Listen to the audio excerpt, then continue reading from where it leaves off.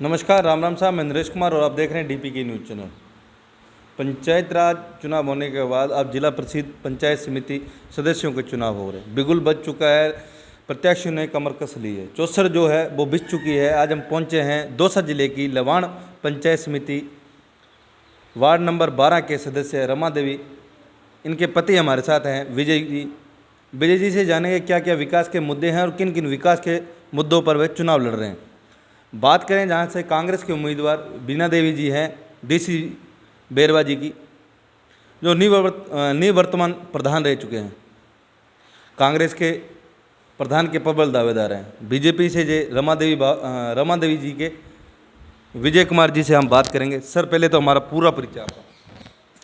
Sir, मैं विजय कुमार, ग्राम लवाण पंचायत समिति से वार्ड नंबर 12 से जीरो खुर्द से। मेन तो मुद्दा ये है कि जो ग्रामीण क्षेत्र है वो विकास होके शहरी क्षेत्र में मिलते हैं, लेकिन राजनीतिज्ञ कुछ अपने फ़ायदे के लिए, अपने समीकरण बनाने के लिए मतलब ग्रामीण क्षेत्र को इतना पिछड़े ले जाते हैं। आज हेड क्वार्टर है हमारे जीरो खुर्द से 2 किलोमीटर दूर पे, कुछ भी काम हो तुरंत चले जाओ। आज हम जैसे को बड़े बुजुर्गों को जाना पड़ता है यहाँ से 25 किलोमीटर दूर लवाण में। तो मेन मुद्दा तो ये है कि ग्रामीण क्षेत्रों को शहरों में मिलना चाहिए, यहाँ और दूर चले गए।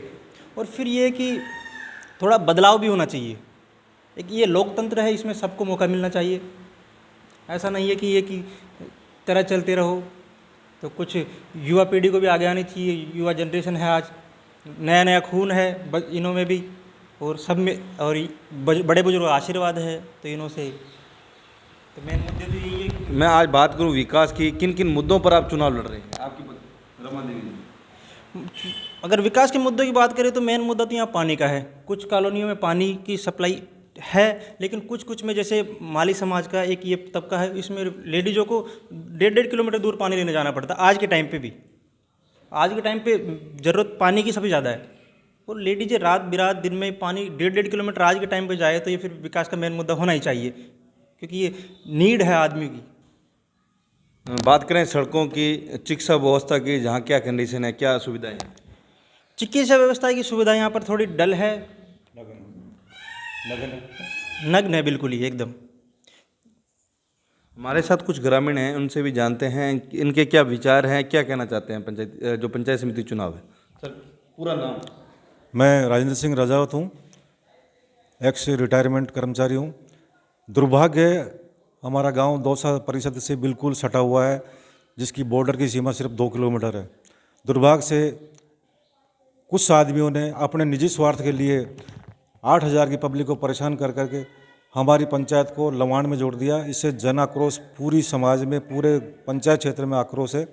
इस आक्रोश का सबसे बड़ा उदाहरण ये है कि जिस परिवार ने 15 साल तक सरपंच और प्रधान की सीट करके गांव में नगन मात्र का काम नहीं किया, जितना भी काम हुआ है एक्स एमएलए के टाइम पर, वर्तमान में एमएलए साहब ने इस पंचायत को कुछ भी काम नहीं दिया, और न हम आस करते हैं देने की, वो नहीं दे सकते। हमने कहा था कि साहब हमारी स्कूल को सेकेंडरी कर दो, हमारे यहाँ 400 बालिकाएँ पढ़ती है, लेकिन दुर्भाग्य से वो सीनियर सेकेंडरी में कमोन्नत नहीं की, जबकि राज्य सरकार का क्लियर आदेश है कि जिस पंचायत हेडक्वार्टर में एक सीनियर सेकेंडरी स्कूल बालिका की होनी जरूरी है।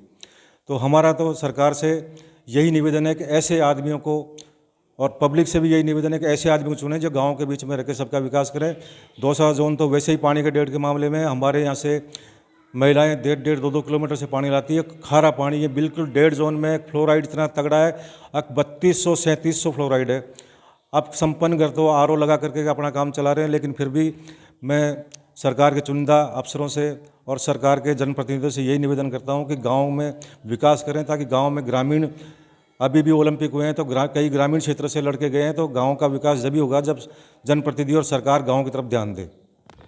सर, आज बात करें नशे की, युवा पीढ़ी जो नशे से ग्रसित है, इसकी रोकथाम के लिए आपके द्वारा क्या प्रयास किए जा रहे हैं, क्या कदम उठाए हैं?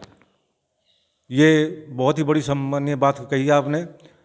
पुराने आदमी फिर भी कुछ नशा पता करते थे, वो अपना एकांत में करते थे। आज की युवा टोली नशे ग्रस्त हो गई। इसका सबसे बड़ा ज्वलंत उदाहरण इन 15 साल में ज़्यादा हुआ है।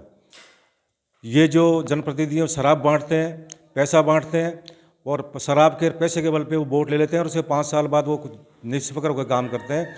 तो हम एक युवा जागृति टीम बनाई है। अब उसका संगठन हम शाम के टाइम पूरे गांव में गश्त देते हैं। अक भाई कोई नशेड़ी करता उदम नहीं करता हो। रात को भी मैंने एक नशेड़ी को यहाँ से पकड़ा था और उसको फिर ले जाके घर में बंद कर दिया। तो आपने बहुत ही बड़ा प्रश्न किया है। युवाओं में, अधिकतर ये युवाओं में नशे की आदत डली हुई है। और ये जो ठेके भी खोल रखे हैं सरकार ने, ये भी गांव के नज़दीक नहीं होने चाहिए।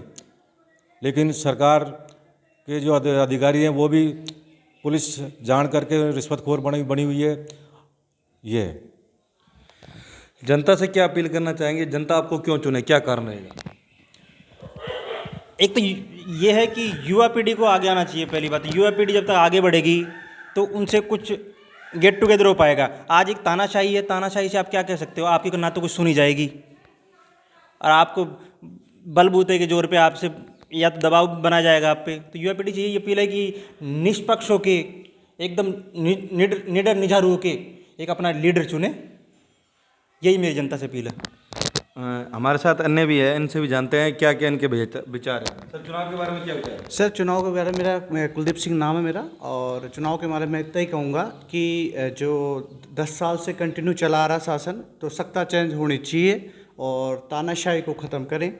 और प्लस दूसरा सबसे बड़ा मेरा मुद्दा यही है कि जो हमें 2 किलोमीटर दूर हमारा जो गांव है उसको लवाण तहसील में दिया गया है। इससे गांव में आक्रोश भी है और वो भी है। सर, ये थे वार्ड संख्या 12 के रमा देवी जी के पति विजय कुमार जी, जिन्होंने बताया कि चौमुखी विकास किया जाएगा अगर वह जनता उन्हें चुनती है, उनकी पत्नी को चुनती है। देखते हैं डीपीके न्यूज़ चैनल में नरेश कुमार, कैमरा पर्सन महावीर खंड के साथ।